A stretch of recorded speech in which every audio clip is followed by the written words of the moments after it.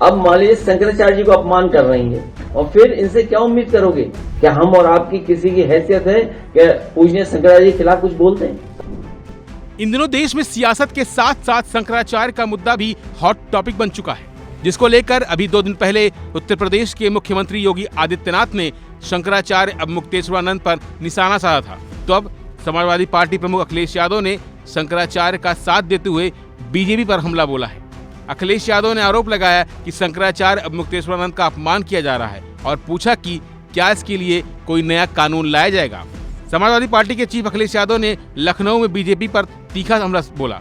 उन्होंने कहा कि इन लोगों ने से आप क्या उम्मीद कर सकते हैं? ये शंकराचार्य अवमुक्तेश्वरानंद की बेइज्जती कर रहे हैं।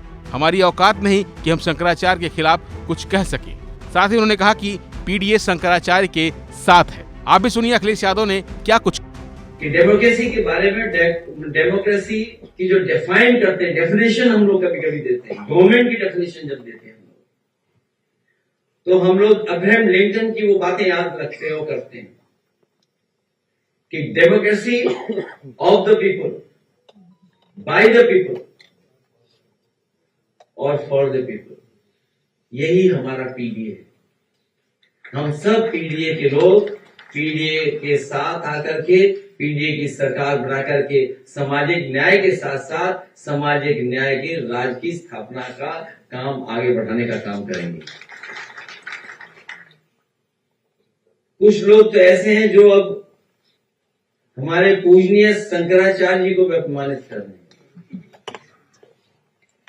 इसीलिए कई बार कहा मैंने कि जो पीड़ित है, दुखी है, अपमानित है, उसके साथ पीडीए और वही पीडीए है। इसलिए शंकराचार्य जी के साथ भी हम लोग हैं।